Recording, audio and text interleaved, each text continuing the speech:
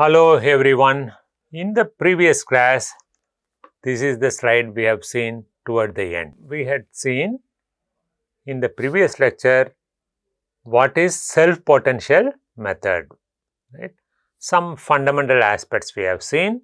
Then toward the end of the last lecture, we had looked into this slide which elaborates on how the survey is carried out in the field. There are three principal ways by which cell potential investigation can be done at the site. To tell you broadly, in cell potential method, we are just going to make use of two electrodes which are as shown here, M and N electrode. The difference here is we do not use a conductive rod, but we use a non-polarizable electrode to overcome the problem associated with conductive rods. Right, the rod itself may generate some cell potential, we do not want that. So, we are using a non-polarizable electrode and we just use two electrodes to measure the natural potential. That is why this method is known as a passive method, passive geophysical method. As I had told you previously, survey can be conducted in these three ways, 1, 2 and 3, right. So, in the first case, survey is conducted by tracing the equipotential line. What is this? Suppose if you consider this is the area to be investigated, you will fix up one electrode, maybe M electrode here, you will keep N electrode here, make the measurement of cell potential, right. What we are trying to do here is we are surveying the region just to bring this, right. We want to measure the cell potential that is getting generated. Imagine now cell potential that we have measured for this arrangement is maybe 20 millivolt, right. This is at location 1, N is at location 1. Now, we remove that electrode, keep it somewhere here, this is location number 2. Measure the potential in our millivolt meter, or if you have resistivity meter, we will be measuring what is the potential. Suppose the potential which we measure is 25. Then we do not want that, right. We shift it to another location. So, we keep moving the electrode here and there as I am drawing. What is the purpose of moving? Our aim now is to get 20 millivolt. So, we are searching for another location where the potential is same as that of station 1. That is why it is known as tracing the equipotential line directly on the ground. So, this is how you will locate points where the cell potential value is only 20 millivolts, okay, and connect all of them. This is known as a equipotential line contour with 20 millivolt contour. Next, we may be searching for 30 millivolt, right. Imagine you keep the electrode here, make the measurement. It is 35. No, come towards this side. So, here you are getting 30. Fine. Now, move the electrode to newer locations and try to identify 30 millivolt contour. Try to trace the 30 millivolt contour in the field itself, right. Imagine this is the 30 millivolt contour. This is the method of tracing the equipotential line directly on the field. This is the first method, right. Is this method easy? No, right. As you have seen just now, this method is little bit difficult to follow in the field, right, because it is a kind of trial and error method, isn't it? So, we search for locations indicating the same cell potential, but it has got one of the greatest advantage. What is that advantage? Greatest advantage is when you complete the survey in the field, you are already having the map of cell potential, right? You have this map as I have drawn, you will end up in having the map of line showing all equipotential lines, isn't it? Another advantage is you have completed your job in the field itself. Then the third advantage is you are very well versed, right? You know pretty well how the potential gradient is varying. Where do you have high potential values? Where do you have lower potential values? So, now this is 20, this is 30, which means negative center is somewhere here, right? Suppose if you are searching for a mineral body, you have already deciphered the precise location of the ore body, right? If you are a geologist or a mining person or a explorer, then this is what you are looking for. So, this is the first method of field procedure. What is the first method? Tracing the equipotential line on the ground. Then what is the second method? In second method, we are going to determine the cell potential by drawing, by having a grid pattern, right? So, we will have a grid pattern, then we will carry out the investigation of measurement of cell potential. That means, this is the steady site. Now, I divide the steady site into number of grids, something like this, right? I take all this as my stations where I will be making the measurement of cell potential. Okay. So, these are all the grid stations. I will keep one of my non-polarizable electrode over there, other one preferably at the center of the steady site, and measure the cell potential. Okay. So, if you conduct your survey like that, you will end up in having the cell potential which you have measured at all these points. Let us say for this point, you have measured 21, here 33, here 26. Like that, for all points, we will have the values of cell potential, right? Now, what we can do? We have points at which we know the values. Now, you can interpolate and draw equipotential lines, right? So, this is 21, this is 26, 33. So, draw, interpolate different values and draw the contours. This is 25, this may be, this is 25, then imagine this is 30, 36. Okay, this is 25, this is 35 contour. So, this is how you interpolate and draw the contours, right? And there are also different tools that are available. It is something similar to how we have prepared the topographic map. Literally, it's difficult to search the locations of same elevation during a surveying. So, what we do? We determine the elevation at grid points, or depending upon the logistic feasibility, we reach a place, we keep our scale or staff at one particular place, determine its elevation, then interpolate and arrive at the topographic map. More or less in the same manner, in the second method, we have arrived at the equipotential lines by interpolation. Whereas in the first method, how did we arrive at the equipotential line? By literally measuring the equipotential. So, if you do not get the equipotential, you ignore that site, shift the electrode to a newer place. Always you keep and look for the same value. That is the first method. So, in second method, we have seen we are operating based on grid point.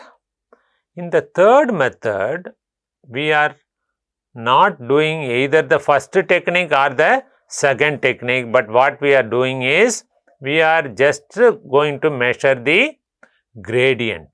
Our interest is just to know the gradient. That means what is the potential difference between different electrode spacing? That is what we look for, right? So this method, we may arrange the electrodes at some spacing, then you keep increasing the electrode spacing to understand what is the potential gradient. In these two things, we didn't speak about the spacing, right? It is preferable we follow the same spacing between the electrodes, right? And search for, in the first case, let us say electrode spacing between M and N electrode is, let us assume it is 5 meters. You keep this pair everywhere and try to get the same electrical potential. You are searching for locations of same electrical potential, and also similar to resistivity survey, our point of investigation is the center of the spread. In the second method, we are doing it on the grid pattern. In the third method, that is the determining the potential gradient, we try to understand the difference between different electrode spacing. That means we want to understand whether the gradient is increasing or decreasing. Are we going towards the negative center or a positive center? That is the third method.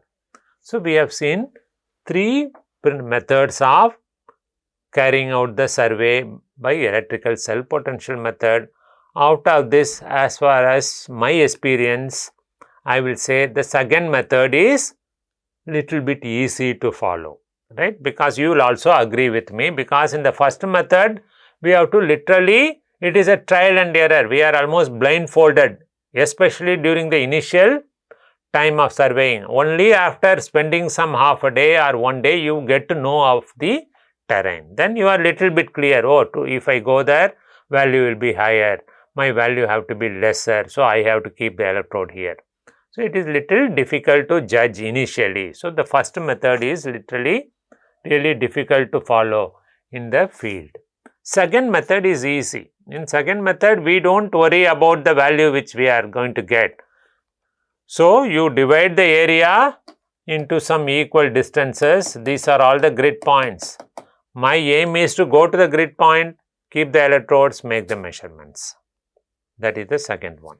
Third one is determining the potential gradient, which is also not comparatively easier than the first method. So I will go for making use of the second method, is much more easier. So these are the ways in which survey is carried out in the field by cell potential method. Now we have got the data, right? As we have seen in the previous slide, we have got the data. Then the fourth stage of any investigation is the interpretation. So usually the values of potential measured depend on the reasons we have seen already. That means depend on what is causing the cell potential. What are all the 4 things we have seen, like minerals or potential gradient or temperature gradient, right, or chemical gradient.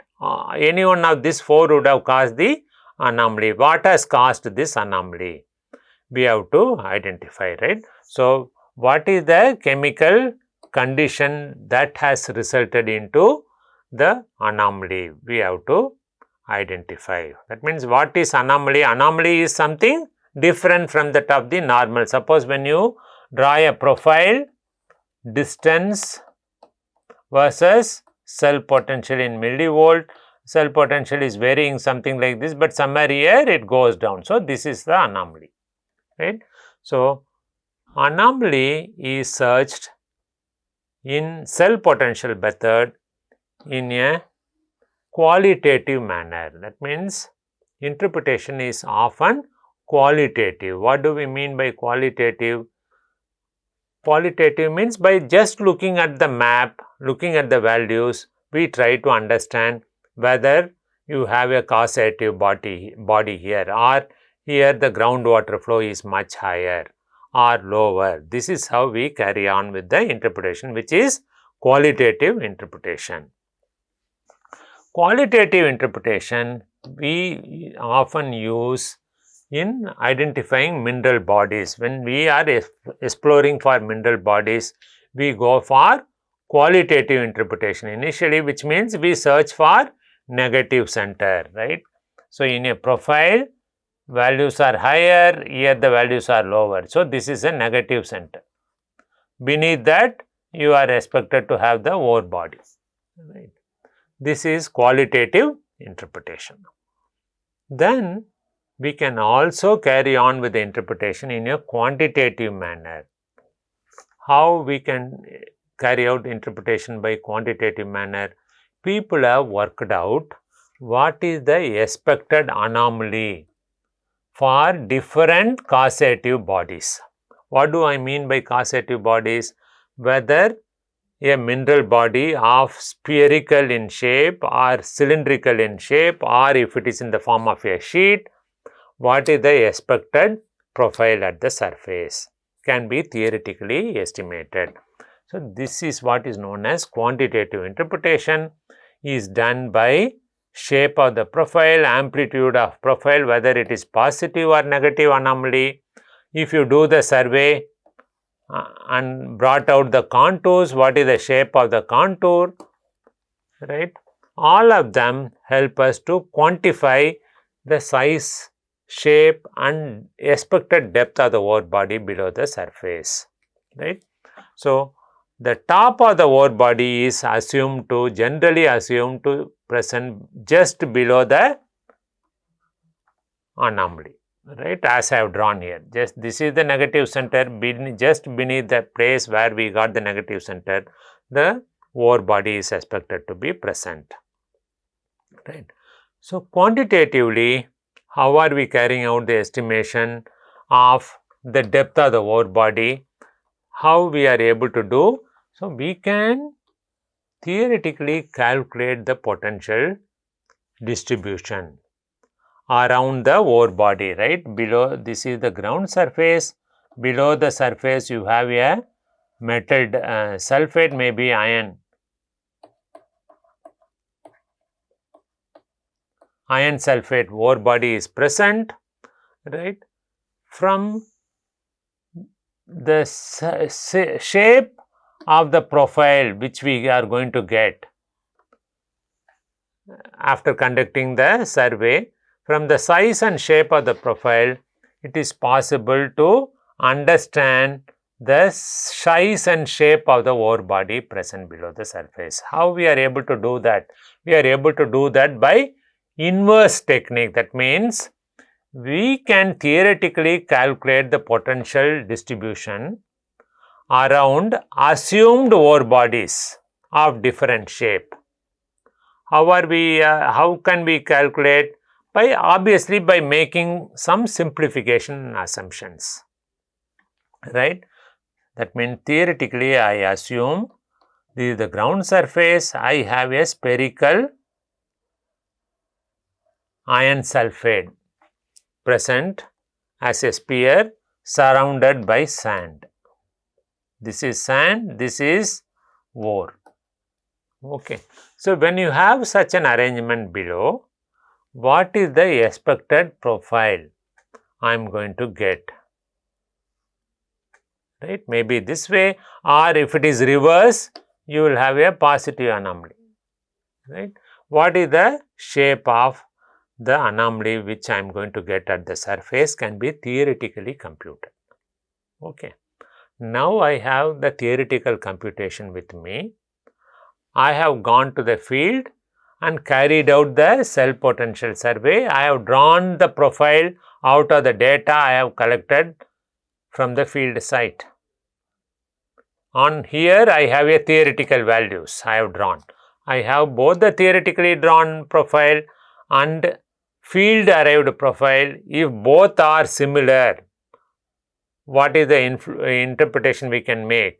If both are similar, what was the assumption I made to draw the theoretical curve is likely to exist at the field also. This is how we are carrying out with the interpretation by inverse method, and many people have worked on that and they have arrived at what is known as a relationship between half anomaly width, right. We are going to see what is half anomaly width and the depth of the ore body, right. They have arrived at a relation between half anomaly width and the depth to the ore body has been arrived at. So, this can be used to interpret the cell potential data in a quantitative manner, right. So, half anomaly width is usually denoted by x subscript half is defined as the horizontal distance of half anomaly width on the profile we have drawn, right, which is, suppose if you have a positive center as drawn, as shown here, this is a positive value here, right. And what is the maximum anomaly? Maximum anomaly is this. So, you have a profile like this, the maximum anomaly is somewhere here, right. I extend this line. So, this is the maximum anomaly. This is my x-axis.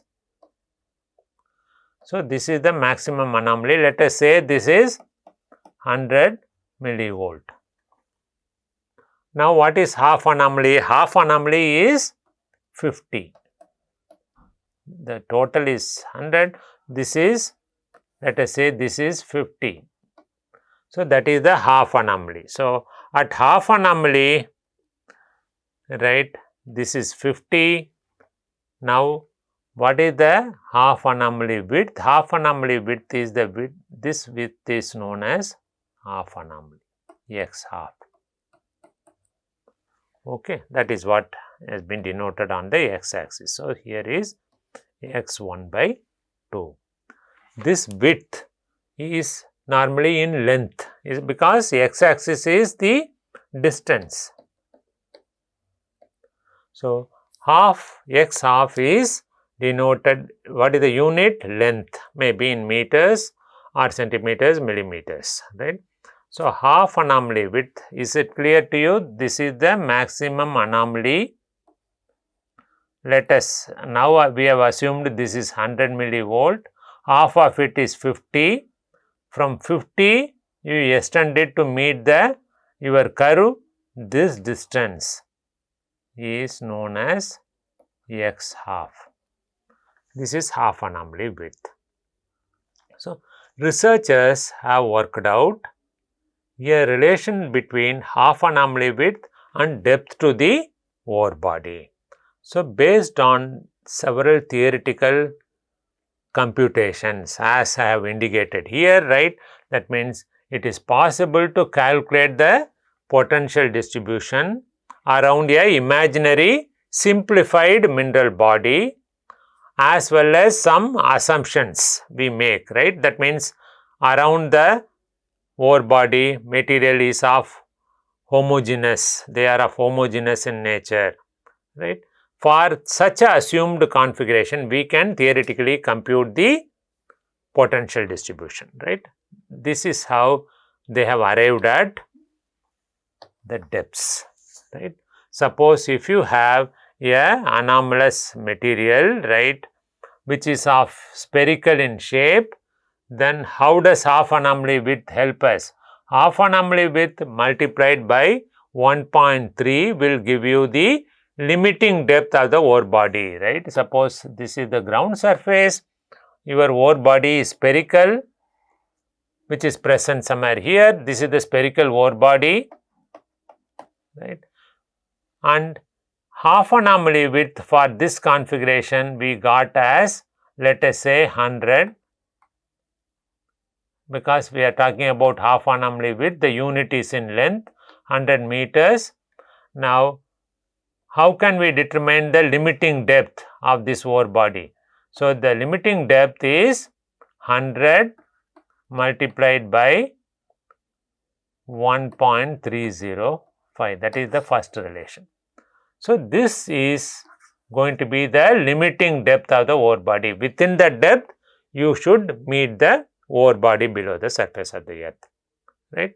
So, how we have arrived at this? We have assumed the ore body is in spherical form.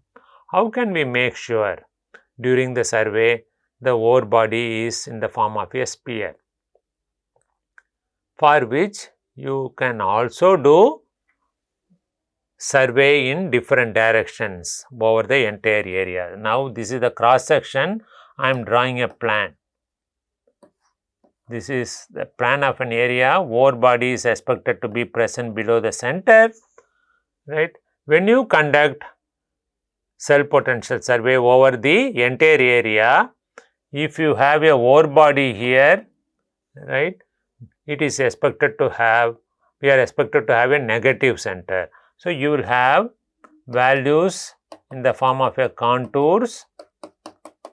High value contours will be at the periphery of the steady site, low value contours will be at the center. So, that is why this becomes a negative center. Okay. So, by looking into the shape of these contours, we can identify the shape of the ore body, isn't it? So, if you have a spherical ore body present below the surface, then you will end up in having circular contours as you see here, right.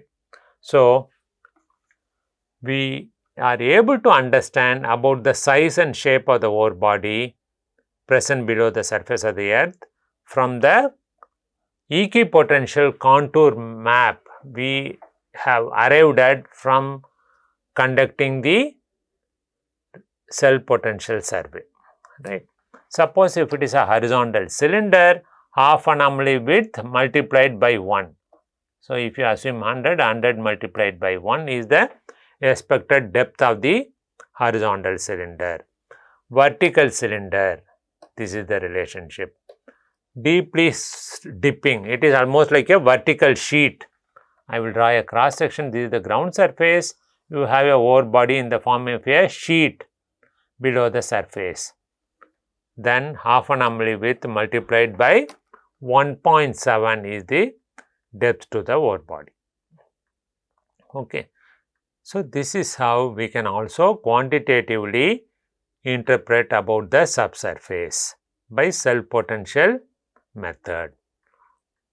In today's lecture, we have seen how the cell potential survey can be carried out in the field, right. These are all the 3 different methods. We have seen how these methods are carried out in the field.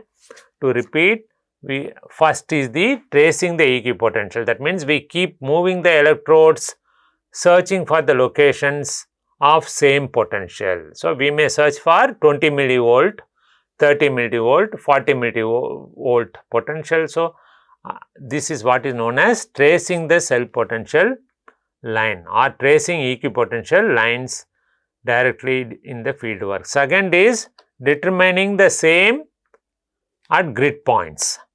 We determine the cell potential at grid points. From the measured grid values, you draw the equipotential line. That is the second method. Third method, we are going to determine the potential gradient. Then we had a look into how interpretation can be carried out. Interpretation is mostly can be carried out by qualitative method. In qualitative method, as you can see in the drawing, negative center, beneath that there is expected to be a ore body. Then we can also quantitatively interpret the subsurface from the profile, shape as well as the contour pattern as we have discussed here. That means what we are able to determine here, we are able to determine what is known as half anomaly width. Using half anomaly width, how the depth of differently shaped ore bodies can be determined. This is what we have seen during this lecture. In the next lecture, we will continue with some additional methods of interpretation of cell potential data. Thank you very much.